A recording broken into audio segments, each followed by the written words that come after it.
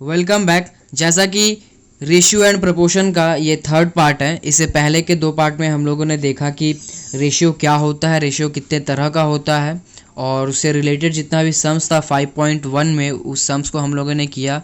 और इस चैप्टर में इस पार्ट में हम लोग ये देखेंगे कि प्रोपोर्शन क्या होता है, प्रोपोर्शन कितना तरह का होता है और इससे रिलेटेड जितना भी 5.2 में सम्स दिया है वो सम्स हम लोग करेंगे।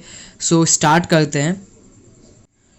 तो रेशियो को समझने के लिए पहले एक एग्जांपल से समझते हैं। जैसे कि यहाँ पे दिख रहा है first girl and second girl है, मतलब कि ये पहली लड़की मार्केट में गई और एक दुकान से 5 चॉकलेट खरीद के लाई, जिसके लिए उसको 25 रुपया देना पड़ा। और फिर दूसरी लड़की गई उसी दुकान से उसी चॉकलेट को वो खरीद के लाई, जो कि वो 7 पीस लेके आई, 7 कैंडीज़ लेके आई और उसको 35 रुपीज़ पे करना पड़ा। सो यहाँ पे कॉमन क्या है, जो कैंडी है वो कैंडी का प्राइस, या ये कह सकते हैं कि कैंडी ही कॉमन है, वो एक ही कैंडी दोनों जन लेके आ रहा है, दोनों का प्राइस सेम है, जो कि 5 रुपये यहाँ पे दिख रहा है हम लोग को। तो यहाँ पे अब देखते हैं, यदि हम लोग इसका रेशियो निकालते हैं, मतलब कि ratio of number of candies of first girl and number of candies of second girl. अच्छा, यहाँ पे ये निकाल गए हम लोग। रेशियो किस चीज़ का निकाल गए, सिर्फ नंबर ऑफ कैंडीज़ का अलग निकालेंगे हम लोग और नंबर ऑफ कैंडीज़ का अलग निकालेंगे और टोटल प्राइस जो दोनों का खर्चा उन लोग का पड़ा है, मतलब चॉकलेट खरीदने में, वो हम लोग अलग लिखेंगे, अलग उसका रेशियो निकालेंगे। इसलिए क्योंकि हम लोग रेशियो वाले पार्ट में पहले देख चुके हैं कि रेशियो निकालते समय या रेशियो लिखते समय यूनिट सेम होना चाहिए, क्वांटिटी सेम होना चाहिए। तो प्राइस का यूनिट रुपीज़ होगा, सो हम लोग, और नंबर का जो यूनिट होगा वो पीसेज होगा। तो यहाँ पे पीस और रुपीज़ का हम लोग एक साथ रेशियो नहीं बना सकते। रेशियो हम लोग उसी का बनाएंगे जिसका यूनिट सेम है, मतलब कि 5 कैंडीज़ एंड 7 कैंडीज़ का। तो यहाँ पे 5 पीस 7 पीस, तो हम लोग क्या किए कि पहले नंबर्स ऑफ कैंडीज़ का एक रेशियो निकाले, number of candies of first girl is to number of candies of second girl, जो कि मेरा 5:7 है। और उसके बाद यहाँ पे दूसरा निकाले हम लोग, क्या, ratio of total price of first girl and second girl, दोनों लड़कियों का टोटल प्राइस जितना पड़ा उसका रेशियो निकाले। तो हम लोग जब रेशियो निकाले 25:35 और उसका सिंपलेस्ट फॉर्म में हम लोग पहले देख चुके हैं इससे पहले के वीडियो में ही, कि जब भी हम लोग रेशियो निकालते हैं तो उसको फाइनलाइज करते हैं, मतलब कि एक सिंपलेस्ट फॉर्म में लाते हैं, मतलब जितना तक वो डिवाइड हो सकता है उसको डिवाइड करते हैं, उसके बाद उसका आंसर हम लोग आते हैं, तब जाके रेशियो लिखते हैं हम लोग। तो यहाँ पे भी हम लोग फाइनलाइज या सिंपलेस्ट फॉर्म बोले तो यहाँ पे 5:7 आएगा, मतलब 25:35 को सिंपलेस्ट फॉर्म में हम लोग लाए, जो कि मेरा 5:7 है। और अब हम लोग को दिख रहा है कि दोनों रेशियो सेम है, 5:7। तो इस तरह का रेशियो को जो हम लोग का, मतलब यहाँ पे एक्चुअली दिख क्या रहा है हम लोग को कि 4 नंबर है, 5, 7, 25, 35, जिसमें मेरा यदि हम इसको अरेंज करें असेंडिंग ऑर्डर में 5, 7, 25 एंड 35, तो हम लोग ये देख सकते हैं यहाँ पे कि पहला जो 2 नंबर का जो रेशियो होगा 5:7 और जो लास्ट का 2 नंबर का जो रेशियो होगा 25:35, पहला 2 नंबर का रेशियो और लास्ट का 2 नंबर का रेशियो इक्वल होगा जब हम लोग इसको असेंडिंग ऑर्डर में अरेंज करेंगे। तो इसी तरह का 4 नंबर यदि हम लोग एक साथ रखते हैं, जिसमें मेरा पहला 2 नंबर का रेशियो लास्ट के 2 नंबर का रेशियो से इक्वल होगा, उस 4 नंबर को हम लोग बोलेंगे कि हाँ, ये चारों नंबर प्रोपोर्शनल में है, और ये चारों नंबर को हम लोग कह सकते हैं कि ये प्रोपोर्शन में है या प्रोपोर्शनल है या प्रोपोर्शन में है। तो यहाँ पे डेफिनेशन भी यही होगा व्हाट इज प्रोपोर्शन का। If 4 real numbers are such that the ratio of first 2 is equal to the ratio of last 2, then the 4 numbers in that order is said to be proportional or said to be in proportion। ठीक है, यहाँ से proportion समझ में आ गया हम लोग को कि proportion क्या होता है।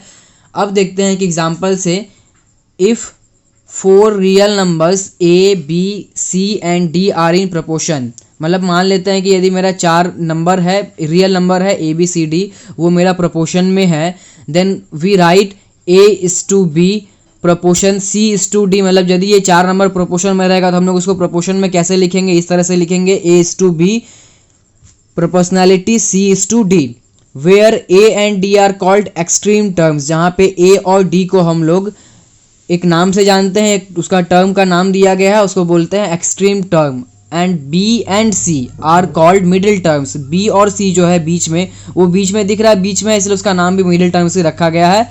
And D is called the fourth term और फोर्थ प्रोपोर्शनल। और यहाँ पे जो डी है, भले ही पहले हम लोग देखे कि D, A and D R called extreme terms, but D का एक स्पेसिफिक नेम भी है जिसको हम लोग बोल रहे हैं क्या, फोर्थ प्रोपोर्शनल। और ये फोर्थ प्रोपोर्शनल नाम थोड़ा ज़्यादा जरूरी है हम लोग को याद करके रखना, क्योंकि इसके रिलेटेड सम्स है इस चैप्टर में, मतलब इस एक्सरसाइज में, तो इस नाम को हम लोग अच्छा है समझ के रखेंगे। और डी के बारे में, मतलब जो लास्ट नंबर है फोर्थ प्रोपोर्शनल, उसके बारे में अच्छा है समझ के रखेंगे कि फोर्थ प्रोपोर्शनल एक प्रोपोर्शन में कौन से टर्म को बोला जाता है। तो वो जो प्रोपोर्शन किसको बोला जाता है फोर्थ प्रोपोर्शनल, तो हम लोग ये बोल सकते हैं, यदि एक 4 नंबर का प्रोपोर्शन होगा तो उसका जो लास्ट नंबर जो होगा उसको हम लोग क्या बोलेंगे, फोर्थ प्रोपोर्शनल। और प्रोपोर्शन 4 नंबर का ही होता है। यदि ज़्यादा नंबर का प्रोपोर्शन होता है तो उसको हम लोग कंटिन्यूड प्रोपोर्शन बोलते हैं, वो हम लोग बाद में देखेंगे। अब देखते हैं, जैसे अभी हम लोग पढ़े प्रोपोर्शन क्या होता है, उससे इससे पिछले वाले जो हम लोग एग्जाम्पल देखे थे, वो first girl and second girl वाला जो कैंडीज़ वाला, उससे यदि रिलेट करके देखो तो यहाँ पे क्या दिख रहा है, वी कैन अंडरस्टैंड। यहाँ पे दिख गया, पीछे का ही मैंने यहाँ पे फिर से लिखा है कि number of candies total price, number of candies 7, total price 35, उसको लिख के वही रेशियो फिर उतारा हुआ है। लास्ट में क्या है, 4 numbers 5, 7, 25 and 35 are proportional, that is 5:7 proportional 25:35. Here 5 and 35 are extreme terms, 7 and 25 are middle terms and 35 is the fourth proportion. तो यहाँ पे हम लोग जो मैंने पहले बता दिया वही चीज़ यहाँ पे बोला गया है कि यदि हम लोग इस 4 नंबर को 5, 7, 25 इसको असेंडिंग ऑर्डर में अरेंज कर देते हैं और इसको फिर प्रोपोर्शन में लिखते हैं, प्रोपोर्शन तभी होगा मतलब कि जब मेरा पहला 2 नंबर का जो रेशियो होगा वो लास्ट के 2 नंबर का रेशियो से मैच करेगा। तो हम लोग देख लिए मैच तो कर ही रहा है, तो यहाँ पे आप प्रोपोर्शन में सेट कर सकते हैं, हम लोग प्रोपोर्शन में लिख सकते हैं इसको 5:7 प्रोपोर्शनल 25:35। अब यहाँ पे क्या, हियर यहाँ पे 5 और 35 को क्या बोला जा रहा है, मेरा एक्सट्रीम टर्म्स, 7 और 25 को मिडिल टर्म्स, 35 को फोर्थ प्रोपोर्शन। तो यहाँ ये प्रोपोर्शन का कंसेप्ट कंप्लीट होता है। सो आई होप प्रोपोर्शन आप लोग को समझ में आया होगा। जब इससे हम लोग सम्स करेंगे तो आप लोग को कोई डिफिकल्टीज नहीं होगा। अब देखते हैं कंटिन्यूड प्रोपोर्शन किसको बोलते हैं। तो पहले यहाँ भी एग्जांपल से समझते हैं। जैसे कि मैंने आपको बोला कि 3 नंबर आप नोट डाउन करो, 4:8:16। और यदि इसको हम लोग गौर से देखें तो यहाँ पे हम लोग को दिख रहा है the ratio of first and second term, that is 4 and 8। यहाँ जो मैंने 4 नंबर बताया 3 नंबर जो बताया मैंने 4:8:16, यहाँ पे पहला जो 2 नंबर है 8, 4 and 8, उसका यदि हम लोग रेशियो निकाले तो उसका रेशियो क्या होगा, 2:1। अब लास्ट का जो 2 नंबर होगा, मतलब second term and third term, जो मेरा 8 और 16 है, 8:16 का भी रेशियो हम लोग निकालेंगे तो उसका रेशियो मेरा क्या हो रहा है, 1:2। तो यहाँ हम लोग देख रहे हैं कि पहला 2 टर्म जो है और लास्ट का जो 2 टर्म है वो एक मतलब कि सेम रेशियो दोनों का निकल गया। तो मतलब कि ये देखेंगे हम लोग, ये कंटिन्यूड प्रोपोर्शन है ही वो चीज़, मतलब जिसमें ये जरूरी नहीं है यहाँ पे जहाँ 3 नंबर्स दिखा रहा है तो एक कंटिन्यूड प्रोपोर्शन में 3 नंबर ही होगा, वो यहाँ पे 3, 4, 5 नंबर भी हो सकता है। शर्त ये है इसमें कि यहाँ जो 2 नंबर स्टार्टिंग से 2 नंबर हम लोग देखेंगे, मतलब कि पहला फर्स्ट एंड सेकंड टर्म देखे उसका जो रेशियो होगा और सेकंड और थर्ड टर्म का जो रेशियो होगा वो सेम होगा। जैसे इसी एग्जांपल में हम लोग को दिख रहा है 4:8, पहला 2 टर्म मतलब फर्स्ट एंड सेकंड टर्म का रेशियो 1:2, सेकंड टर्म जो मतलब और उसके बाद जो 8:16, second term and third term का रेशियो जो है मेरा वो मेरा 1:2। यहाँ पे दोनों का रेशियो सेम है, इसी को हम लोग क्या बोलते हैं, कंटिन्यूड प्रोपोर्शन। यदि इसको हम लोग एक रेशियो में लिख देंगे तो उसको कंटिन्यूड प्रोपोर्शन बोलेंगे। अब देखते हैं इसका definition, among 3 quantities of the same class if the ratio of first and second term be equal to the ratio of second term and third term, then the 3 quantities are called continued proportion। जैसा कि हम लोग यहाँ पे पहले ही बात कर चुके हैं, रेशियो जब तभी हम लोग लिखते हैं जब यूनिट सेम होगा। तो यहाँ पे भी वही हम लोग रेशियो ही पहले लिख के रखे हैं 4:8, उसके बाद हम लोग प्रोपोर्शन बना देते हैं उसको। तो अब यहाँ पे हम लोग क्या देख रहे हैं कि यहाँ पहला लाइन में बोला है कि सेम क्लास, मतलब कि यूनिट सेम होना चाहिए। यहाँ पे सेम क्लास का मतलब हम लोग यदि कोई चीज़ का बात करें तो वो एक ही क्लास का होना चाहिए। यदि हम लोग किसी चीज़ का वॉल्यूम का रेशियो लिख रहे हैं तो वो पूरा वॉल्यूम का ही रेशियो होना चाहिए, तो ही हम लोग उसको रेशियो में लिख सकते हैं और तभी हम लोग वहाँ कंटिन्यूड प्रोपोर्शन भी बना पाएंगे। सो उस तरह का प्रोपोर्शन, मतलब उस तरह का प्रोपोर्शन में जो पहला दो टर्म होगा, फर्स्ट एंड सेकेंड टर्म, उसका जो रेशियो होगा वो थर्ड और सेकेंड और थर्ड टर्म के रेशियो से मैच करेगा, मतलब इक्वल होगा। उसी को हम लोग कंटिन्यूड प्रोपोर्शन कहते हैं और यह हम लोग एग्जाम्पल से भी देख चुके हैं। अब हम लोग देखते हैं, if 3 real numbers A B C are in continued proportion therefore A is to B proportion B is to C. Okay, यहाँ तक पहले समझते हैं। यदि कोई 3 नंबर कंटिन्यूड प्रोपोर्शन में है, ए बी सी मान लेते हैं वो 3 नंबर को, और ये तीनों नंबर यदि कंटिन्यूड प्रोपोर्शन में है तो उसको हम लोग प्रोपोर्शन में लिखेंगे कैसे, A is to B proportion B is to C, मतलब बी यहाँ पे 2 बार रिपीट हो जा रहा है मेरा। ठीक है, अब इसको हम लोग क्या करते हैं, प्रोपोर्शन को हमेशा किस में कन्वर्ट कर लेते थे हम लोग, इक्वेशन में। तो इक्वेशन में जब हम लोग इसको कन्वर्ट करेंगे तो यहाँ पे होगा a by b equal to b by c. Here b is the mean proportion of a and c is the third proportional. b जो है वो मेरा सिर्फ a का ही नहीं, ये a और c दोनों का ही मेरा मीन प्रोपोर्शनल होगा। ठीक है, इस चीज़ को हम लोग ध्यान में रखेंगे। यहाँ पे जो 2 टर्म दिख रहा है, mean proportional and third proportional, ये दोनों ही इंपॉर्टेंट है, दोनों के ऊपर ही सम्स है। तो इस चीज़ को अच्छा है समझ लेना हम लोग के लिए ज़्यादा बेहतर होगा। तो हम लोग पहले देखते हैं मीन प्रोपोर्शनल जो बोला गया है, वो बी जो टर्म है, मतलब बीच वाला जो टर्म है ए बी सी, ये बी वाला जो टर्म है इसको हम लोग मीन प्रोपोर्शनल बोलते हैं। और जो यहाँ पे सी जो टर्म है, लास्ट वाला जो टर्म है, इसको हम लोग थर्ड प्रोपोर्शनल बोलते हैं।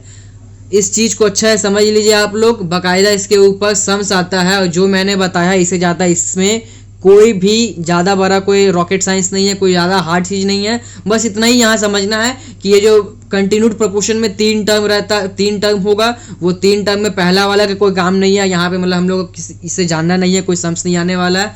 सेकेंड टर्म जो है उसको मीन प्रोपोर्शन, मतलब जो बीच वाला जो टर्म रहता है उसको मीन प्रोपोर्शन बोलते हैं, और उसके बाद जो लास्ट वाला रहता है उसको हम लोग थर्ड प्रोपोर्शन बोलते हैं। मतलब बी मेरा मीन प्रोपोर्शन थर्ड और सी मेरा थर्ड प्रोपोर्शन। बस इतना ही यहाँ पे हम लोग को जानना है। अब देखते हैं, यदि मेरा कोई नंबर, यहाँ तो अभी तक हम लोग सिर्फ 3 नंबर का ही कंटिन्यूड प्रोपोर्शन देखे, यदि 3 से ज़्यादा नंबर का कंटिन्यूड प्रोपोर्शन रहे तो क्या होगा, देखते हैं पहले। If A B C D are in continued proportion, then उसका मतलब यदि 5 नंबर है ए बी सी डी ई एक कंटिन्यूड प्रोपोर्शन में रखे तो उसका प्रोपोर्शन किस तरह बनेगा, उसको रेशियो में किस तरह रखेंगे वो देखते हैं हम लोग। तो वहाँ पर हम लोग रेशियो बनाएंगे a by B equal to B by C equal to C by D equal to D by E. इस तरह से एक इक्वेशन यहाँ पे बनेगा। इस चीज़ को अच्छा है समझ के रखना। 5.3 में ये चीज़ काम आएगा, a बाई बी, जिस तरह से मतलब कि 5 नंबर यहाँ पे कंटिन्यूड प्रोपोर्शन है, उसको हम लोग यहाँ पे इस तरह से इक्वेशन में लिखे हैं। ये चीज़ हम लोग को 5.3 वाले पार्ट में अच्छा से इसका यूज़ होगा। ये चीज़ अच्छा है समझ के रखना आप लोग। यहीं तक है प्रोपोर्शन से रिलेटेड जितना भी यहाँ पे था, जितना तरह का प्रोपोर्शन हम लोग देखे यहाँ पे, उसका डेफिनेशन देखे, उसको समझ के रखे। उसी के ऊपर हम लोग को सम्स करना है 5.2 में, और कुछ सम्स इससे रिलेटेड, ऑफकोर्स इससे रिलेटेड भी ये कंसेप्ट 5.3 में यूज़ होगा। तो इसको अच्छा है समझ के रखो आप लोग। यदि यहाँ तक नहीं समझ में आया तो फिर यहीं से रिवाइंड करके फिर से देखो इस चीज़ को और समझने का कोशिश करो।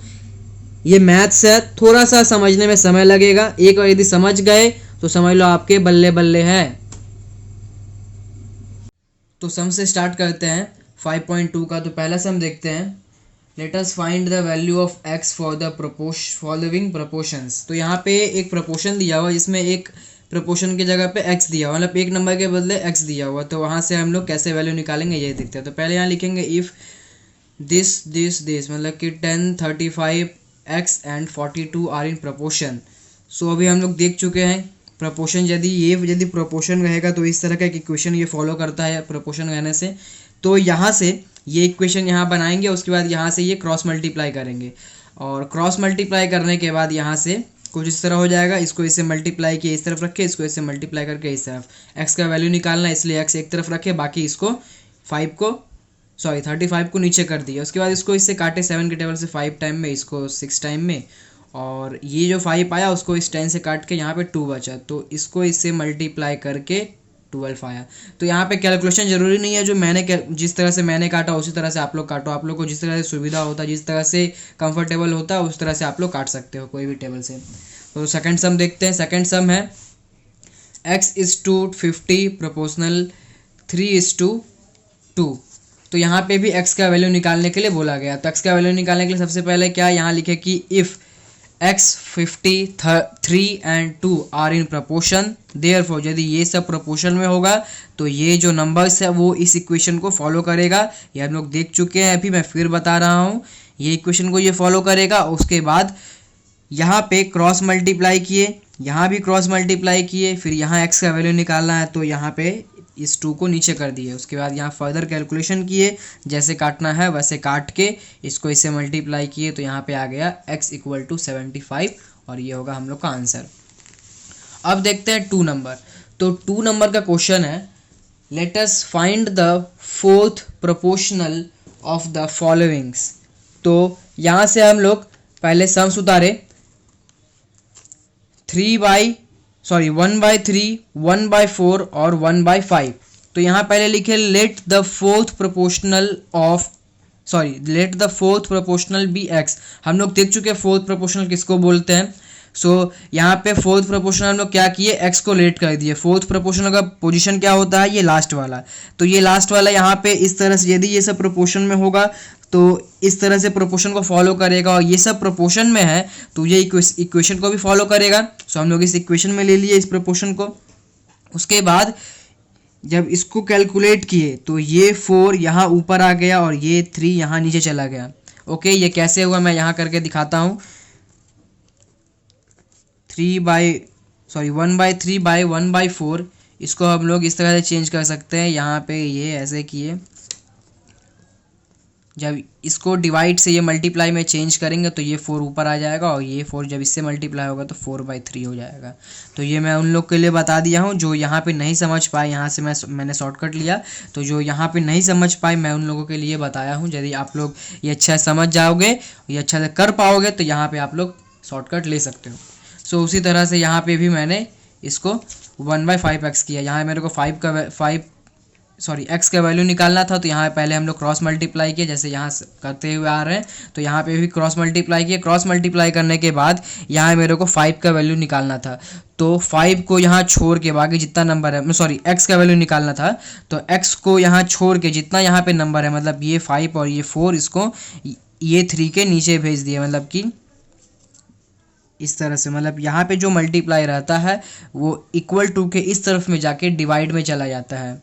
तो यहाँ पे x से मल्टीप्लाई में था, इसलिए इस तरफ में आके ये डिवाइड में चला गया, और यहाँ डिवाइड में चला गया तो ये जब इससे मल्टीप्लाई हुआ तो ये 20 और ये 3 ही था, तो 3/20 इसका आंसर आएगा। तो यहाँ पे हम लोग लास्ट में लिख सकते हैं द रिक्वायर्ड फोर्थ प्रोपोर्शनल = 3/20, और यही होगा हम लोग का आंसर। अब देखते हैं 2 का 4 नंबर। मैं 2 और 3 छोड़ रहा हूँ, वो लोग आप लोग खुद से करोगे, खुद से कुछ प्रैक्टिस करोगे आप लोग। तो मैं 4 नंबर से स्टार्ट कर रहा हूँ अब, मतलब 1 और 4 मैं करूँगा, 2 और 3 आप लोग करोगे। बहुत ही ईजी सा है, कोशिश करो, ज़रूर आंसर आएगा। यदि नहीं आता है तो पूछना, मैं बता दूंगा, उसके लिए अलग वीडियो बना दूंगा। फिलहाल अभी इसे फोकस करते हैं। तो यहाँ दिया हुआ है p - q, p² - q² और p² - pq + q²। इसका फोर्थ प्रोपोर्शनल क्या होगा वो निकालना है। तो पहले लेट कर लेंगे, let x be the fourth proportional. उसके बाद यदि x इसका फोर्थ प्रोपोर्शनल होगा तो ये प्रोपोर्शनलिटी में इस तरह से अरेंज होगा। उसको अरेंज करने के बाद यदि ये चारों प्रोपोर्शन में होगा तो इस इक्वेशन को फॉलो करेगा, मतलब इस तरह के इक्वेशन बनेगा यहाँ पे। सो यहाँ पे इक्वेशन बना लिया हम लोग। उसके बाद x का वैल्यू निकालना है, तो पहले क्या किए, इसको इससे क्रॉस मल्टीप्लाई किए, इसको इससे क्रॉस मल्टीप्लाई किए। क्रॉस मल्टीप्लाई करने के बाद ये कुछ इस तरह से आ गया मेरा। अब जाके यहाँ पे x का वैल्यू निकालना है। सो ये p - q को हम लोग यहाँ से नीचे कर देंगे, तो मेरा x यहाँ पे अकेला हो गया, मतलब x का वैल्यू हम लोग आराम से निकाल पाएंगे। तो अब यहाँ देखते हैं, यहाँ क्या किए, ये p² - q², ये फॉर्मूला यहाँ बनेगा P minus Q P plus Q, ये वाला फॉर्मूला है ए स्क्वायर माइनस बी ए प्लस बी, एक बार प्लस में एक बार माइनस में। यदि आप लोग को फॉर्मूला से रिलेटेड कोई भी डाउट हो तो एक वीडियो है, वो लास्ट में इस वीडियो के सजेशन में आपको मिल जाएगा, वो आप देख सकते हो वो वीडियो। यदि कोई भी तरह का प्रॉब्लम हो क्लास 10 में अलजेब्रा में जितना भी फॉर्मूला यूज़ होने वाला है उसमें मैंने बताया है, आप लोग देख सकते हो। यदि कोई प्रॉब्लम हो तो, नहीं तो यहीं से कंटिन्यू करते हैं। यहाँ क्या किए कि इसका फॉर्मूला यहाँ पे पुट किए और उसके बाद ये P माइनस क्यू और ये P माइनस क्यू यहाँ पे कट गया। अब जाके ये जो P प्लस क्यू और P square minus P Q plus Q square जो बचा है, ये भी मेरा फॉर्मूला है P square minus Q square का। मतलब यहाँ पे भी एक और फॉर्मूला है, वो भी उस वीडियो में मैंने बताया है। मतलब कि क्लास 10 में यूज़ होने वाला जो भी फॉर्मूला है उस वीडियो में आप लोग को मिल जाएगा। इफ़ आप लोग देखना चाहो तो देख सकते हो। कोई डाउट हो तो कैसे ये फॉर्मूला बना है, किस तरह से यूज़ होता है, कहाँ यूज़ करना है, वो सब उसमें मैंने बताया है, सो आप लोग देख सकते हो। तो यहाँ पे भी ये फॉर्मूला यूज़ हुआ है। तो फाइनली ये वाला आंसर मेरा आ गया, P cube plus A Q cube और the required fourth proportional equal to, ये वाला मेरा आंसर है, यहाँ पे लिख दिया और यही मेरा आंसर आ गया। अब 3 नंबर सम देखते हैं। Let us find the third proportional of the following positive numbers. तो पहला सम यहाँ पे देखते हैं 5,10। तो थर्ड प्रोपोर्शनल क्या होता है ये हम लोग देख लिए, थर्ड प्रोपोर्शनल क्या होता है, इसमें कंटिन्यूड प्रोपोर्शन क्या होता है ये भी देख लिए। तो यहाँ पहले लेट कर लिए हम लोग, जो निकालने के लिए बोला, मतलब let the third proportion be X, third proportional निकालने बोला, हम लोग लेट कर लिए उसको। अच्छा, यदि ये मेरा थर्ड प्रोपोर्शनल होगा तो 5, 10 और x ये मेरा कंटिन्यूड प्रोपोर्शन में होगा। तो यहाँ पे लिख दिए 5, 10 and x are in continued proportion. उसके बाद ये कंटिन्यूड प्रोपोर्शन को लिखा कैसे जाता है, इस तरह से लिखा जाता है, ये भी हम लोग अभी देखें। सो 5:10 प्रोपोर्शनलिटी 10:x। उसके बाद यदि इस तरह का ये प्रोपोर्शन में रहेगा तो ये इक्वेशन को फॉलो करेगा। तो यहाँ से इस इक्वेशन को बना लिया। उसके बाद यहाँ से हमको x का वैल्यू निकालना है, तो इसको पहले क्रॉस मल्टीप्लाई किए और इसके बाद ये x का वैल्यू निकालने के लिए इस 5 को यहाँ पे नीचे कर दिए। तो ये 5 नीचे चला गया, तो यहाँ से इसे कट के ये बचा यहाँ 2, तो ये इससे मल्टीप्लाई होकर ये हो जाएगा x = 20। ओके, तो यहाँ से x = 20 ये मेरा आंसर आ गया। 2 नंबर सम देखते हैं। 0.24, 0.6 इसका थर्ड प्रोपोर्शनल निकालना है। तो पहले लेट कर लिया, let the third proportional be X. फिर से वही बात, यदि ये मेरा थर्ड प्रोपोर्शनल होगा तो ये तीनों मेरा कंटिन्यूड प्रोपोर्शन होगा, और कंटिन्यूड प्रोपोर्शन को हम लोग ऐसे लिखते हैं। और उसके बाद जब ये कंटिन्यूड प्रोपोर्शन, और ये भी बोल सकते हैं, ये यदि ये चारों प्रोपोर्शन में होगा तो ये इक्वेशन को ये फॉलो करेगा। तो जब ये इक्वेशन को ये फॉलो करेगा तो उसके बाद यहाँ से हम लोग x का वैल्यू इजीली निकाल पाएंगे, और x ही मेरा क्या है, थर्ड प्रोपोर्शन है। तो यहाँ x को निकालने के लिए x को एक तरफ रखे, बाकी सबको इसको अरेंज कर लिए हम लोग। अरेंज करने के बाद यहाँ पे कैलकुलेट कैसे करेंगे अब वो देखते हैं। सबसे पहले क्या किए, जितना भी नंबर है उसको पहले हम लोग डेसिमल के बिना लिख दिए। ओके, ये 6 था, मतलब 0.6, 0.6, 0.24, सब में से डेसिमल हटा के 6, 6 और 24 हम लोग लिख लिए। अब करेंगे क्या, ये डेसिमल यहाँ, मतलब ये डेसिमल हम लोग हटाए, मतलब ये कितना नंबर के बाद डेसिमल था, 6 एक नंबर है, तो एक नंबर के बाद डेसिमल, हम लोग लेफ्ट साइड से देखते हैं, एक नंबर के बाद डेसिमल था। तो यहाँ पे क्या करेंगे, इसके नीचे एक 0 एक्स्ट्रा लगा दिए, मतलब मल्टीप्लाई किए। उसके बाद यहाँ पे भी, मतलब एक बार इस 6 के लिए किए, 0.6 के लिए किए, तो अब एक बार इस 0.6 के लिए भी करना होगा, तो यहाँ पे लगाए।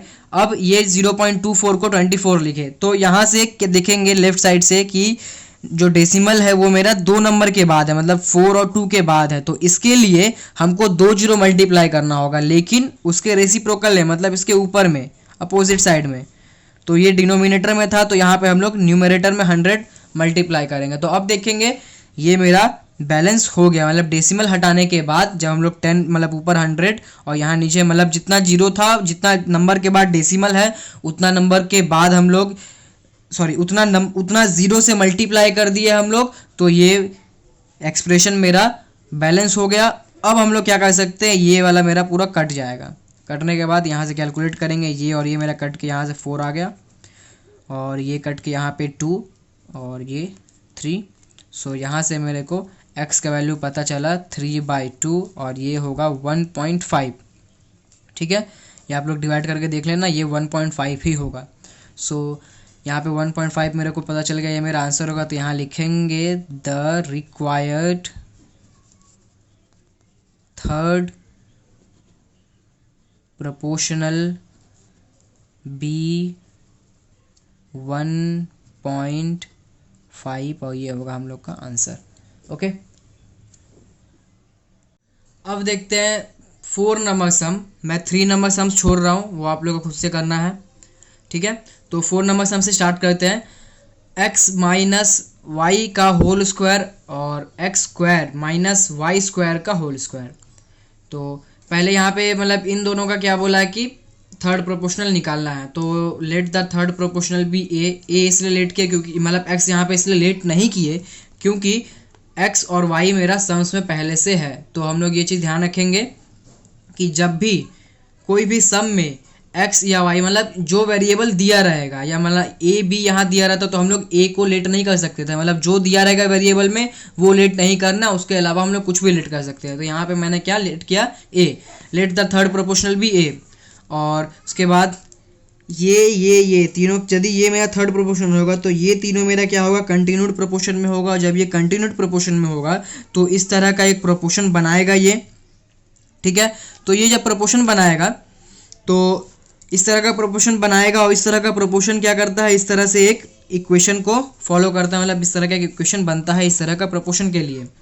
तो अब यहाँ से जब मेरा इक्वेशन बन गया इस तरह का, जो हम लोग बना लेंगे, तो हमको क्या करना है, यहाँ पे a का वैल्यू फाइंड आउट करना है। तो a का वैल्यू फाइंड आउट करने के लिए क्या करेंगे, हम लोग a को इक्वल टू के एक तरफ रखेंगे, बाकी सबको दूसरे तरफ कर देंगे। तो यहाँ पे अब क्या करेंगे, यहाँ पे फॉर्मूला यूज होगा। तो यहाँ पे एक्स स्क्वायर और माइनस वाई स्क्वायर का होल स्क्वायर था, तो अंदर में क्या है, X square minus Y square. इसका मतलब इसके लिए एक फॉर्मूला यूज कर सकते हैं हम लोग, X plus Y X minus Y. जबकि यहाँ पे होल स्क्वायर था तो उस होल स्क्वायर को हम लोग लिख के रखेंगे। सो यहाँ पे फॉर्मूला यूज़ किए। यहाँ पे अभी एक बार मैंने गलती से उतार दिया तो इसको उतार के ही रखते हैं। और फिर ये जब मेरा होल पे है तो ये होल पे है तो इसका मतलब इसके साथ भी स्क्वायर होगा और इसके साथ भी होगा ये वाला स्क्वायर, क्योंकि ये होल पे मतलब दोनों के साथ होगा। तो हम लोग क्या किए, ये मिडिल ब्रैकेट को हटाएंगे और यहाँ पे भी स्क्वायर लगा देंगे और यहाँ पे भी स्क्वायर लगा देंगे। ठीक है, अच्छा, इसके बदले मैंने डायरेक्ट यहाँ पे ये लिखा है, इसलिए मैंने यहाँ पे ये एक स्टेप जंप कर दिया क्योंकि हम लोग देख रहे हैं कि यहाँ पे ये वाला और ये वाला दोनों सेम ही है। मतलब इसके इक्वल टू यदि ये होगा, मतलब ये फाइनल यहाँ से यहाँ आया तो इसके इक्वल टू यदि ये होगा यहाँ से स्टेप फॉलो करते हुए, तो ये भी तो सेम ही होगा क्योंकि ये दोनों सेम है। तो इसके लिए भी ये लिख सकते हैं। तो यहाँ मैंने यहाँ पे सेम उतार दिया क्योंकि यहाँ पे सेम था तो यहाँ पे भी सेम होगा। सो यहाँ पे X square minus Y square, ये वाला जो यहाँ पे था, ये वाला जो यहाँ पे था जो नीचे आ गया यहाँ पे, वो वाला यहाँ पे है। सो ये और ये एक कट गया, ये एक और ये एक कट जाएगा। अब जाके जो बचा वो मल्टीप्लाई करना है। सो एक्स प्लस वाई का होल स्क्वायर और एक्स प्लस वाई का होल स्क्वायर, ये स्क्वायर और ये स्क्वायर मल्टीप्लाई होके टू दी पावर 4 हो जाएगा। मतलब एक्स प्लस वाई का पावर 4 और जो बचा मेरा क्या है, x माइनस वाई का होल स्क्वायर बचा, वो मेरा साथ में उतर जाएगा। तो a इक्वल टू मेरा ये वाला आंसर आया। So the required third proportional equal to x plus Y का होल टू द मतलब x plus Y whole to the power 4 and x minus Y का होल स्क्वायर। तो ये वाला मेरा आंसर आएगा। यहाँ पे थोड़ा अनटाइडी वर्क है, जब आप लोग उतारोगे अपने कॉपी में तो थोड़ा क्लियर साफ करके उतार लेना। सो सम्स नंबर 4 का 1 देखते हैं। सम्स पढ़ के बताता हूँ मैं। Let us find the mean proportional of the following positive numbers. So हम लोग मीन प्रोपोर्शन, कंटिन्यूड प्रोपोर्शन, ये सब जान चुके हैं। तो सम्स करने में आई थिंक आप लोग को ज़्यादा प्रॉब्लम नहीं होगा, समझने में ज़्यादा प्रॉब्लम नहीं होगा। तो स्टार्ट करते हैं। Let the mean proportional be X, हम लोग यहाँ से लेट कर लेंगे कि मीन प्रोपोर्शनल मेरा एक्स होगा। और जब मेरा मीन प्रोपोर्शनल मेरा एक्स होगा तो वो मीन प्रोपोर्शनल का पोजीशन क्या होता है, जो बीच का जो कंटिन्यूड प्रोपोर्शन में जो बीच वाला सबसे बीच वाला जो नंबर होता है उसको हम लोग मीन प्रोपोर्शनल बोलते हैं। सो वो एक्स का पोजीशन क्या होगा प्रोपोर्शन में, बीच में। सो हम लोग लिखे फिर therefore 5x and 80 are in continued proportion. अब यदि ये कंटिन्यूड प्रपोर्शन होगा तो ये कुछ इस तरह से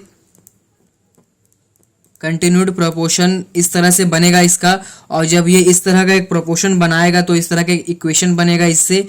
तो इस इक्वेशन से हम लोग x का वैल्यू आराम से निकाल सकते हैं। इसको इधर क्रॉस मल्टीप्लाई किए और इसको इधर क्रॉस मल्टीप्लाई किए, इधर जब x स्क्वायर आया तो ये x स्क्वायर का जो स्क्वायर है इस तरफ में आके ये रूट हो गया। अब इसका रूट किया हम लोग। रूट करने का और भी तरीका है, जैसे कि यहाँ पे हम लोग इसको मल्टीप्लाई कर देते तो यहाँ से इजिली एक बार में हम लोग को ये मिल जाता। सिर्फ 20 होगा यहाँ पे। सो यहाँ से अलग अलग तरीका जैसे आप लोग को समझ में आए, जैसे आप लोग कैलकुलेशन है उस हिसाब से आप लोग कर सकते हो। तो यहाँ से हम लोग बस x का वैल्यू निकाले और x का वैल्यू पता चल गया तो हम लोग को मीन प्रोपोर्शनल का आंसर भी पता चलेगा जो कि 20 है।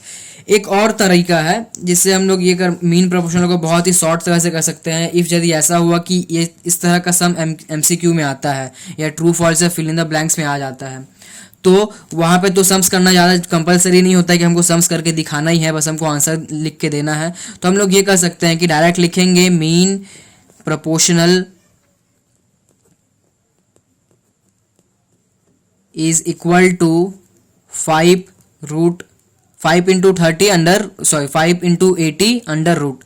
सो ये आप कैलकुलेट करेंगे तो वही नंबर है, मतलब 20 ही आएगा। सो मीन प्रोपोर्शनल मेरा डायरेक्ट यहाँ से 20 आ जाएगा। सो अब जस्ट हम लोग किए क्या कि ये जो स्टेप था ये वाला स्टेप को हम लोग यहाँ पे लिखे, बस इस x को मीन प्रोपोर्शनल करके लिख दिए तो हम लोग का एक आंसर मिल गया इससे, मतलब कि।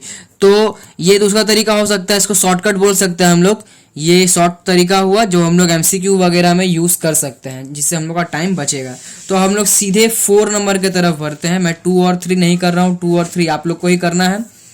सो इजी सम है, कर लेना आप लोग, बहुत ही आसान है, प्रैक्टिस के लिए अच्छा रहेगा, आप लोग करके रखना। और हम लोग 4 देखते हैं जो कि दिया हुआ है x माइनस वाई का होल स्क्वायर और x प्लस वाई का होल स्क्वायर। इसका बोला है मीन प्रोपोर्शनल निकालने के लिए। तो पहले लेट कर लेंगे, let the mean proportional be a. मैंने पहले भी बताया था जब हम लोग का सम्स में x या y रहेगा, मतलब जो सम्स में दिया रहेगा हम लोग उसको लेट नहीं करेंगे, कोई अदर अल्फाबेट को लेट करेंगे। सो मैंने यहाँ पे a को लेट किया। अब जाके यदि मेरा ये a यहाँ पे मीन प्रोपोर्शनल होगा तो यहाँ पे कंटिन्यूड प्रोपोर्शन किस तरह से बनेगा, x माइनस वाई का whole square a and x plus Y का whole square are in continued proportion. तो यहाँ भी इस तरह का एक प्रोपोर्शन बनेगा।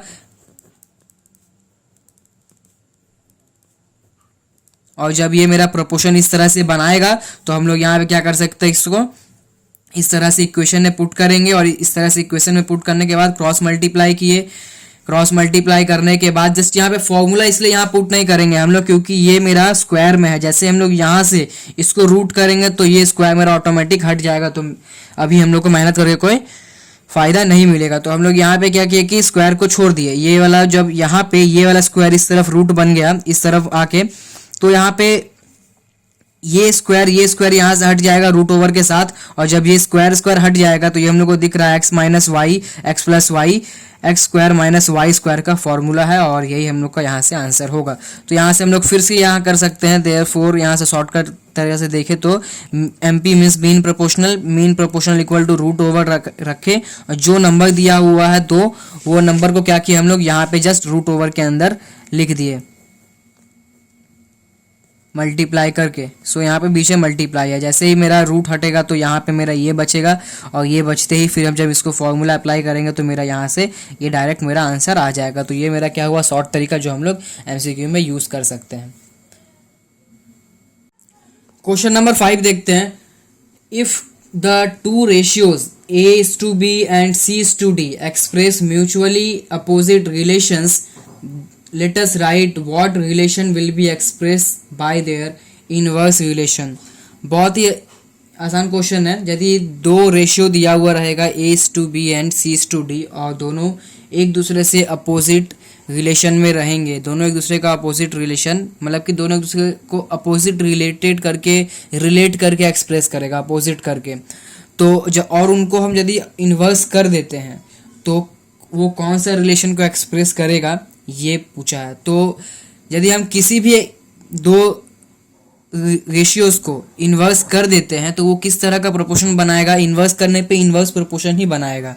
यदि हम लोग दो रेशियो लेते हैं उसका एक प्रोपोर्शन बनाते हैं और फिर उसी रेशियो को लेके पहले उसको इन्वर्स किए फिर उसका प्रोपोर्शन बनाते हैं, तो जो पहले प्रोपोर्शन बना और जो बाद में प्रोपोर्शन बना वो एक दूसरे का इन्वर्स ही होगा और इनडायरेक्ट प्रोपोर्शन ही एक तरह से बनाएगा। म्यूचुअली मतलब अपने बीच है, मतलब कि जो पहले प्रोपोर्शन बनाए वो प्रोपोर्शन और जो बाद में जो प्रोपोर्शन बनाए वो सिर्फ इन दोनों में या तो वो इनडायरेक्टली रहे, इनडायरेक्ट कह सकते हैं इसको, है एक ही चीज इनडायरेक्ट और इनवर्स, वो इनवर्स भी कह सकते हैं इसको, इनडायरेक्ट भी कह सकते हैं। ओके, सो यहाँ से आंसर ये होगा inverse proportion of each other and they are in, या तो हम लोग यहाँ पे एंड से अच्छा ये लिख सकते हैं, और या तो इनवर्स प्रोपोर्शन बोल दे एक दूसरे का, या फिर हम लोग ये कह सकते हैं कि वो दोनों म्यूचुअली इनडायरेक्ट प्रोपोर्शन को फॉलो करता है। बस 6 नंबर देखते हैं। Let us right how many continued proportions can be constructed by 3 numbers in continued proportion. 3 number दिया हुआ है, उसका यदि हम लोग कंटिन्यूड प्रोपोर्शन में रखते हैं तो वो कितना कंटिन्यूड प्रोपोर्शन बनाएगा, मतलब 3 नंबर से कितना कंटिन्यूड प्रोपोर्शन बन सकता है, ये बस हम लोग को देखना है। तो पहले तो एक तो ये बनेगा A:B:C, जिसको हम लोग इक्वेशन में लिखेंगे तो A/B एंड B/C लिख सकते हैं, और उसके बाद लिखेंगे B:A:C, जिसमें यहाँ पे इक्वेशन बनेगा A/B = A/C। ये दोनों एक दूसरे से अलग है। यहाँ पे क्या था मेरा A/B मिल गया, मतलब ये इनवर्स यदि इसको देखे ये A/B और यहाँ भी B/A ये लगभग मिल गया, लेकिन ये नहीं मिल गया मेरा, ये मैच नहीं हो रहा। यहाँ पे A/C आ जा रहा है, यहाँ B/C आ जा रहा है, मतलब ये दोनों पूरी तरह से अलग अलग है। मतलब अब तक हम लोग को 2 प्रोपोर्शन मिला। अब तीसरा देखते हैं जिसको बस अब क्या किया, C को पहले मतलब A आगे था, उसके बाद B आगे रखे, उसके बाद C आगे रख रहे हैं, तो C:B:A। इसमें यदि हम लोग इसको इक्वेशन बनाते हैं तो ये मेरा क्या आ रहा है, C/B = B/A। ये बस यदि हम लोग इसको इन्वर्स करके देखते हैं, इन्वर्टेंडो बोलते हैं इसको प्रोपोर्शन में, प्रोपोर्शन का ये एक प्रॉपर्टी है, इसको इन्वर्ट कर देते हैं, इसको इन्वर्टेंडो बोलते हैं। तो ये और ये बिल्कुल सेम है, सो ये और ये सेम है, इसका मतलब ये दोनों ही मेरा एक होगा। मतलब कि यहाँ बना कितना, 3 पॉसिबिलिटीज था, एक में हम लोग A आगे रखे, B आगे रखे, फिर C आगे रखे। A और B जब आगे रखे तो देखे 2 अलग अलग मेरा कंटिन्यूड प्रोपोर्शन बन गया, लेकिन जैसे हम लोग C आगे रखे तो जब हम लोग जो प्रोपोर्शन बन रहा है वो हम लोग देखे तो मेरा पहले वाले से मिल गया। इसका मतलब टोटल कितना बना मेरा, यहाँ पे सिर्फ और सिर्फ 2 बना, तो यहाँ पे मेरा आंसर क्या होगा 2। ओके, तो अब देखते हैं 7 number question. If the first and second of the 5 numbers in continued proportion are 2 and 6 respectively, let us find the 5th number। 5 number का एक कंटिन्यूड प्रोपोर्शन बनाया गया, उसमें से पहला और दूसरा नंबर 6 and 2 है, तो 5th नंबर मेरा क्या होगा ये कैलकुलेट करके बताना है। तो पहले यहाँ पे लेट किए, late 5 continued proportion are A/B/C/D and E। तो इसका प्रोपोर्शन किस तरह से बनेगा, इस तरह से पहले लिख सकते हैं हम लोग A:B:C:D:E। ये मेरा कंटिन्यूड प्रोपोर्शन है, तो यहाँ पे जितना भी होगा सब रेशियोज में ही रहेगा, A:B:C:D। इसको इक्वेशन में कैसे लिखेंगे, जब हम लोग कंटिन्यूड प्रोपोर्शन का इक्वेशन बनाएंगे तो A/B = B/C = C/D = D/E। यहाँ पे A और B का वैल्यू हमको बता दिया है। हम लोग क्या करेंगे, लास्ट वैल्यू मेरा यहाँ पे क्या है मेरा E, तो हमको निकालना किसका वैल्यू है, E का वैल्यू निकालना है। तो अब हम लोग क्या करेंगे, यहाँ पे मेरा A और B दिया हुआ है, तो हम लोग यदि यहाँ से देखें ये 2 इक्वेशन को, ये 2 रेशियो को यहाँ पे देखें, ये दोनों एक दूसरे को इक्वल टू है, तो हम लोग प्रोपोर्शन में इस तरह से 2 फ्रैक्शन को लेके, या तो ये कह सकते हैं 2 रेशियो को लेके हम लोग कर सकते हैं सम्स।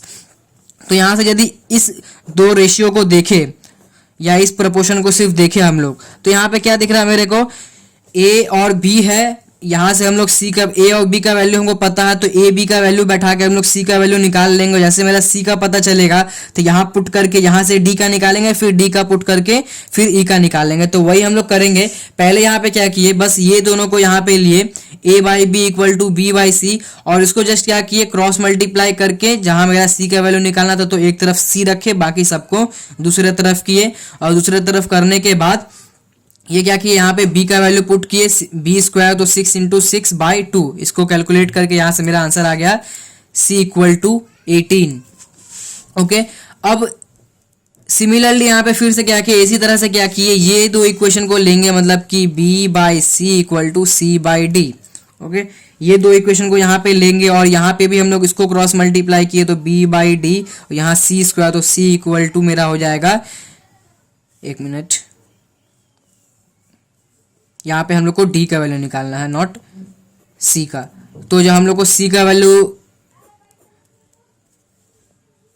सॉरी d का वैल्यू जब निकालना होगा तो हम लोग क्या करेंगे, यहाँ से b को नीचे करेंगे, यहाँ पे ये मेरा c स्क्वायर यहीं पे रहेगा और यहाँ से, तो ये इक्वेशन मेरे को यहाँ से डायरेक्ट मिल गया। यहाँ हम लोग शॉर्टकट ये देख सकते हैं, यहाँ से ये कर सकते हैं, जैसे हम लोग यहाँ से कैलकुलेट करेंगे तो हमको जिसका वैल्यू निकालना है, मतलब c का वैल्यू निकाल गए थे हम लोग यहाँ पे, तो c यहाँ पे रखे, बाकी जो मेरा था b स्क्वायर ऊपर हो गया, a मेरा नीचे हो गया। तो यहाँ से हम लोग डायरेक्ट प्रेडिक्ट करके या साइड में कैलकुलेट करके हम लोग यहाँ पे ये कर सकते हैं। या आप लोग ये भी कर सकते हो कि ये पूरे स्टेप को यहाँ पे लिख सकते हो। यदि आप लोग को पहले से यदि पता चल जाता है कैलकुलेट, आप लोग के माइंड में कैलकुलेट करके आप लोग ये निकाल सकते हो, तो आप लोग डायरेक्ट भी कर सकते हो एग्जाम में। बस यहाँ पे लिखना ये होगा कि सिमिलरली जैसे हम लोग यहाँ पे किए उसी तरह यही स्टेप को फॉलो करते हुए हम लोग यहाँ तक पहुंचे और उसके बाद यहाँ पे किए। या तो आप ये पूरा उतार के करो या डायरेक्ट कर सकते हो, यदि आप लोग परफेक्ट बिना गलती किए कर सकते हो तो। ये सिर्फ प्रैक्टिस पे डिपेंड करता है। सो हम लोग देखते हैं यहाँ पे d equal to C square by B, c का वैल्यू पुट किए, यहाँ पे मेरे को यहाँ पे मिल गया था, ये वैल्यू पुट किए कैलकुलेट करके d इक्वल टू 53 यहाँ से निकाले। उसके बाद फिर जाके हम लोग उसी चीज को यहाँ पे जो हम लोग किए उसी चीज को फॉलो करते हुए फिर यहाँ पे अगेन करेंगे, e equal to D square by C हम लोग को वैल्यू मिलेगा और उसके बाद यहाँ पे d और c का वैल्यू पुट करके यहाँ से हम लोग e का वैल्यू निकाल लेंगे। तो यहाँ पे एक चीज ये गौर करने का है, जो भी वैल्यू निकला है वो कुछ इस तरह का है मेरा। तो देख यहाँ पे दिख क्या रहा है हम लोग को, एक चीज नोटिस करना है क्या, यहाँ पे ये 2 में जब 3 मल्टीप्लाई हुआ तो ये 6 हो गया, फिर ये 6 में 3 से मल्टीप्लाई हुआ तो ये 18 हो गया, ये 18 में फिर 3 से मल्टीप्लाई हुआ तो ये मेरा 54 हो गया, और फिर मेरा ये 3 से मल्टीप्लाई हुआ तो ये 162 हो गया। तो यहाँ पे मेरा जस्ट हो क्या रहा, 3 से मल्टीप्लाई हो जा रहा। तो इसे हम लोग समझ जाएंगे कि ये मेरा कंटिन्यूड प्रोपोर्शन में है, जो कि एक बार बार एक ही नंबर से मल्टीप्लाई होते होते आगे बढ़ रहा है। तो यहाँ से मेरे को वैल्यू पता चल गया, the value of fifth number equal to 162, और ये मेरा होगा आंसर। सम्स नंबर 8 देखते हैं। Let us write by calculating what should be added to each of 6, 15, 20 and 43 to make the sums proportional. मतलब कि 6, 15, 20 और 43 में वो कौन सा नंबर हम लोग ऐड कर देंगे, मतलब चारों नंबर में। जैसे से पहले हम लोग 5.1 में कर चुके हैं कि एक रेशियो दिया रहता था, उसमें क्या नंबर हम लोग ऐड कर देंगे कि एक नया रेशियो बन जाएगा जो कि पहले से दिया रहता था। तो अब यहाँ पे ये दिया हुआ है कि ये 4 नंबर दिया हुआ है और ये 4 नंबर प्रोपोर्शन में नहीं है। जैसा हम लोग देख चुके हैं इसी पार्ट में कि कोई भी 4 नंबर हम लोग ले उसको हम लोग प्रोपोर्शन नहीं बोल सकते हैं। प्रोपोर्शन हम लोग उसी को बोलेंगे जिसका पहला दो नंबर का रेशियो और लास्ट का 2 नंबर का रेशियो सेम हो। जैसे यहाँ पे मैंने लिख के रखा है 2:3 प्रोपोर्शन 4:6। यहाँ पे 2 नंबर जैसे हम लोग देख रहे हैं कि इसका यदि हम लोग रेशियो मतलब सिंपलेस्ट रेशियो निकाले 2:3, तो ये जो पहला 2 नंबर था मेरा, मतलब यदि हम लोग इसको ऐसे लिख ले 2,3, 4,6, तो ये 4 नंबर में से ये जो पहला 2 नंबर का रेशियो है वो मेरा लास्ट का 2 नंबर के रेशियो से मैच कर रहा है। तो इसी तरह से यहाँ पे मतलब यहाँ पे जो 4 नंबर दिया है, ये 4 में कौन सा नंबर, मतलब चारों में ऐड कर देना है, वो चारों में कौन सा नंबर हम लोग ऐड कर देंगे कि ये चारों प्रोपोर्शन में बन जाएगा। जैसा अभी हम लोग देख रहे हैं यहाँ पे ये प्रोपोर्शन में नहीं है, इसका रेशियो इससे मैच नहीं कर रहा है। यहाँ जो 43 दिया हुआ है ये एक प्राइम नंबर है, तो यहाँ पे हो ही नहीं सकता कि मतलब कि ये दोनों और ये दोनों का रेशियो सेम हो। तो यहाँ पे कौन सा नंबर ऐड करना है वही हम लोग को निकालना है। तो यहाँ पहले लेट कर लेते हैं। Let x should be added to each of 6, 15, 20 and 43 to make a proportion। एक प्रोपोर्शन बनाने के लिए इन सभी नंबर में हम लोग x ऐड करते हैं। तो द प्रोपोर्शन विल बी, तो प्रोपोर्शन क्या होगा मेरा 6 plus X is to 15 plus X proportion 20 plus X ratio is to 43 plus X, ये मेरा प्रोपोर्शन बनेगा। अब इसको हम लोग इक्वेशन में बदल देंगे, इक्वेशन में बदल के यहाँ से इसको सॉल्व करना शुरू करेंगे। क्रॉस मल्टीप्लाई किए, क्रॉस मल्टीप्लाई करने के बाद इसको इससे क्रॉस मल्टीप्लाई किए, ये दोनों को यहाँ पे मल्टीप्लाई किए और ये दोनों को यहाँ पे मल्टीप्लाई किए। मल्टीप्लाई करने के बाद ये मेरा जो एक्स स्क्वायर था, यहाँ पे एक्स स्क्वायर था, ये दोनों मेरा कट जाएगा। उसके बाद यहाँ पे मेरे को 2 स्क्वायर दिख रहा है, यहाँ एक्स का वैल्यू दिख रहा है और यहाँ पे एक्स का वैल्यू बोले या वेरिएबल बोले हमको दिख रहा है। तो हम लोग को एक्स का वैल्यू निकालना है, तो जितना भी एक्स का वेरिएबल्स है उसको हम लोग क्या करेंगे, इक्वल टू के लेफ्ट साइड लेके चले आएंगे। मतलब कि ये दोनों को हम लोग इधर लेके चले आए, ये प्लस में था दोनों, तो इस तरफ में आके ये दोनों माइनस हो गया। अब क्या किए और क्या किए यहाँ पे, मतलब कि ये जो 58 दिया हुआ 258 दिया हुआ है, इसको जस्ट राइट हैंड साइड में लेके चले गए और ये मेरा प्लस में था इस तरफ और इधर आके मेरा ये हो गया माइनस। अब यहाँ पे जस्ट बस कैलकुलेट किए, इन दोनों को प्लस कर दिए और इन दोनों को भी यहाँ से, मतलब जनरली यहाँ पे किए क्या, बस यहाँ से आप कैलकुलेट किए, यहाँ पे बस यहाँ पे सिंप्लीफाई करते हुए हम लोग आके यहाँ पे 14 एक्स आया और यहाँ पे सिंप्लीफाई करते हुए यहाँ पे 42 आया। बस अब हमको यहाँ पे एक्स का वैल्यू निकालना है। सो यहाँ से 14 को नीचे कर दिए हम लोग, डिनोमिनेटर में डाल दिए और x इक्वल टू 42/14, ये मेरा 14 के टेबल में 3 टाइम्स में कट जाएगा, तो हम लोग काट के इसका आंसर लिखेंगे 3 and the required number is 3। अब देखते हैं जो हम लोग का आंसर आया है, वो आंसर आने से ये गिवन नंबर्स मेरा प्रोपोर्शन बनता है कि नहीं। सो पहला ये, दूसरा मेरा ये, तीसरा ये और चौथा यहाँ लिख रहा हूँ मैं ये। तो ये हो जाएगा 9:18 प्रोपोर्शन 26:43, ये 2 होगा। ओके, तो इसको यदि हम लोग सिंप्लीफाई करें, सिंपलेस्ट फॉर्म में लाए, तो ये हो जाएगा 1:2। 9 के टेबल में ये 9 1 जा 9, 9 2 जा, और इसको यदि सिंप्लीफाई करें तो ये मेरा 26 के टेबल में, यहाँ पे ऐड करेंगे तो ये हो जाएगा 46 नॉट 43। ओके, और यहाँ पे ऐड करेंगे तो ये हो जाएगा 23। एडिंग में थोड़ा मिस्टेक हो गया, यहाँ 23 होगा और ये मेरा 46 होगा। तो 23 के टेबल में ये 1 टाइम में और ये 23 के टेबल में ये 2 टाइम में। हम लोग देख सकते हैं मेरा पहला जो 2 नंबर मिला हमको ऐड करने के बाद जो मेरा आंसर आया उसका रेशियो और बाद का जो 2 नंबर था उसका रेशियो मेरा सेम है, मतलब अब ये प्रोपोर्शन में आ चुका है। सो यहाँ पे ये सम्स कंप्लीट होता है। 9 नंबर सम्स देखते हैं। Let us find what should be subtracted from each 23, 30, 57 and 78 to make the results proportional. यहाँ पे बोला गया है, मतलब सेम क्वेश्चन है, बस वहाँ पे हर नंबर में से हम लोग को ऐड करना था वो एक नंबर और यहाँ पे सब्ट्रैक्ट करना है। मतलब कि यहाँ पे क्वेश्चन बोला है ये 4 नंबर दिया हुआ, चारों में से वो कौन सा नंबर हम लोग माइनस कर देंगे कि चारों एक प्रोपोर्शन बना लेगा। सो यहाँ पे पहले लिख दिए, उसी तरह से let X should be subtracted from each of 23, 30, 57 and 78 to make proportion. उसके बाद लिखे द प्रोपोर्शन विल बी, सब में से x माइनस करेंगे, x माइनस किया और प्रोपोर्शन में डाल दिए हम लोग। बहुत आसान सा बात है, बहुत ही इजी कंसेप्ट है।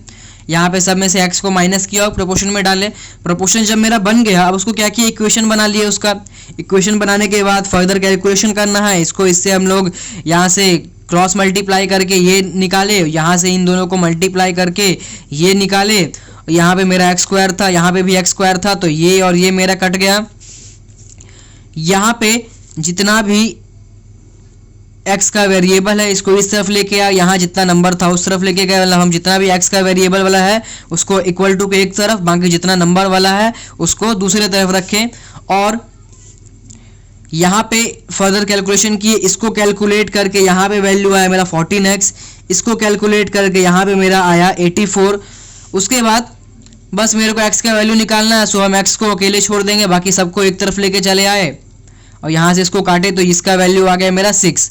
अब जब मेरा ये आंसर 6 आया तो हम लोग करना क्या है, ये आप लोगों का काम ये होगा अब कि ये 6 को इस x के जगह पे पुट करके चेक करना है कि ये मेरा प्रोपोर्शन बना है कि नहीं। सो हम लोग का एक तरह से क्या हो जाएगा, वेरिफिकेशन हो जाएगा कि मेरा जो आंसर 6 आया है वो मेरा राइट है या रॉन्ग। अब देखते हैं सम्स नंबर 10। मैं सम्स पढ़ता हूं। Late us find what should be subtracted from each of p q r s to have 4 numbers in proportion। यहाँ पे भी सेम क्वेश्चन है, बस इससे पहले हम लोग को नंबर वैल्यू दिया रहता था, यहाँ पे अल्फाबेटिकली वैल्यू दिया हुआ है। यहाँ बोला है कि हम लोग वो कौन सा नंबर p q और s से माइनस कर देंगे तो मेरा ये चारों मेरा एक प्रोपोर्शन बना लेगा। सो देखते हैं कैसे किए। Let x should be subtracted from each of p q r s to make proportion. Same जैसे इससे पहले वाले सम में किया, उसके बाद इसको प्रोपोर्शन बनाएंगे। The proportion will be p minus X is to Q minus X, proportion r minus X is to s minus X. उसके बाद क्या किए, बस इन चारों को रेशियो में इक्वेशन बना लिए। इक्वेशन बनाने के बाद यहाँ से क्रॉस मल्टीप्लाई किए। क्रॉस मल्टीप्लाई करने के बाद यहाँ से बस जैसे जैसे कैलकुलेट करते हैं, इसको इससे मल्टीप्लाई किए, इसको इससे मल्टीप्लाई किए। यहाँ पे मल्टीप्लाई करने के बाद यहाँ दोनों तरफ में प्लस एक्स स्क्वायर दिख रहा है तो दोनों कट जाएगा। उसके बाद जितना भी मेरा एक्स का वेरिएबल है वो एक्स का वेरिएबल को हम लोग सब एक तरफ में रख लेंगे और बाकी जितना भी नॉर्मल जिसमें एक्स नहीं है उसको हम लोग क्या किए, इक्वल टू के दूसरे तरफ कर दिए। मतलब x का वैल्यू निकालना है, इसलिए हम लोग क्या किए, x का जितना वेरिएबल है सबको एक तरफ रखें, बाकी जिसमें x नहीं है सो हम लोग उसका वेरिएबल को क्या किए, दूसरे तरफ में कर दिए। अब क्या किए, ये चारों में मेरा x है कॉमन है, सो यहाँ से हम लोग x कॉमन ले लिया। x कॉमन के बाद यहाँ क्या बचा, r plus Q minus p minus S. अच्छा, अब उसके बाद यहाँ पे मेरा जब x यहाँ पे मेरे को दिख गया, मेरा अब अकेला हो गया, मतलब हम इसको अलग से वैल्यू इसका मतलब इसका वैल्यू निकाल पाएंगे हम लोग। सीधा सा बात ये है कि मैं जब अलग हो गया, अब इसको सबसे अकेला कर देंगे तो मेरा इसका वैल्यू पता चल जाएगा, क्योंकि हम लोग वैल्यू को पता करने के लिए यही करते हैं, जितना भी जगह पे x दिया रहता है पहले उसको कैलकुलेट करके एक जगह लाते हैं और एक जगह लाने के बाद जितना वैल्यू मेरा बचता है उसको इक्वल टू के कैसे भी करके दूसरी तरफ कर देते हैं। तो यहाँ पे मेरा दिख गया मेरा कि ये वाला x मेरा अकेला हो गया। अब क्या किए कि ये वाला जितना मेरा वैल्यू है उसको हम लोग राइट हैंड साइड में कर देंगे और यहाँ राइट हैंड साइड में करेंगे तो ये मेरा डिनोमिनेटर में चल जाएगा और यहाँ पे मेरा x का वैल्यू आएगा Q R minus P S by R plus Q minus P minus S, the required number equal to this. So यहाँ पे मेरा ये सम्स भी कंप्लीट हो गया। सो फाइनली हम लोग का 5.2 भी यहाँ पे ख़त्म होता है। सो मैं यहाँ पे जाते जाते एक लास्ट ये बोलना चाहूँगा कि आप लोग देख रहे हो मैं जब सम्स कर रहा हूँ तो यहाँ पे जिस तरह से मैंने कैलकुलेशन किया कि p into S equal to P S होता है, r into X equal to R X होता है, ये चीज़ को मैं एक्सप्लेन यहाँ पे नहीं कर रहा हूँ, क्योंकि मल्टीप्लिकेशन एक्सप्लेन करना एक क्लास 10 के स्टूडेंट के लिए या आप लोग के लिए बहुत अजीब सा लगेगा कि मैं यहाँ पे 5 इंटू 2 10 होता है ये बताने के लिए यदि आऊँ तो फिर बचपन का पढ़ाई ही बेकार हो गया हम लोग के लिए अब तक के लिए। तो यहाँ पे और ये रीज़न ये भी है, यदि मैं हर चीज़ को एक्सप्लेन भी करूँ, होता है कोई वीक स्टूडेंट होता है, यदि यहाँ पे मैं सब कुछ एक्सप्लेन भी करूँ तो आप लोग समझ लो कि वीडियो कुछ ज़्यादा ही बड़ा हो जाएगा। ऐसे 1 घंटा का वीडियो हो जा रहा है, क्योंकि ये मैथ्स है, नॉर्मल कोई इजी सब्जेक्ट नहीं है जिसमें हम लोग ऊपर देख के निकल जाएंगे तो मेरा हो जाएगा। यहाँ मैथ्स से यहाँ पे हर एक लाइन में हम लोग को गौर से समझना पड़ता है, हम लोग को हर एक साइन यहाँ तक कि ध्यान रखना पड़ता है, प्लस माइनस गलत नहीं कर सकते। यदि एक चीज़ गलती हुआ तो पूरा सम्स गलती हो जाएगा और 0 मार्क्स मिल जाएगा। यहाँ स्टेप मार्किंग भी नहीं होता है मैथ्स में, तो यहाँ पे पूरा तरह से बेकार हो जाएगा यहाँ पे हम लोग का पूरा मेहनत। तो यहाँ पे हम लोग को ये चीज़ का बहुत अच्छे से ध्यान देना पड़ेगा। और आप लोग को यदि ऐसा लगता है कि मेरे को हाँ एक्सप्लेन करना चाहिए स्टेप वाइज हर चीज़ को कि ये मल्टीप्लाई करने से ये होगा, p into S equal to P S होता है, सो कमेंट में बोलो, मैं नेक्स्ट टाइम यदि वीडियो बनाऊंगा तो इसी तरह से हर चीज़ का कैलकुलेशन करके दूंगा। बट एक चीज़ ध्यान रखना कि इससे कुछ और ज़्यादा कुछ नहीं, बस वीडियो लंबा होगा। आप लोग समझ रहे होगे मेरा बात को, तो ध्यान रखो, घर में प्रैक्टिस करो, कैलकुलेशन खुद से भी फास्ट कर सकते हो। ऐसा ज़रूरी नहीं है कि हर जगह बताना ही पड़े, छोटे बच्चे तो हो नहीं, आप लोग क्लास 10 में हो। सो इस चीज़ का ध्यान रखो। मिलते हैं नेक्स्ट वीडियो में और हम लोग नेक्स्ट वीडियो में देखेंगे प्रॉपर्टीज़ ऑफ प्रपोर्शन के बारे में। प्रॉपर्टीज़ ऑफ प्रपोर्शन क्या कौन कौन से होते हैं और उससे रिलेटेड जो सम्स दिया हुआ 5.3 में वो करेंगे। सो सी यू।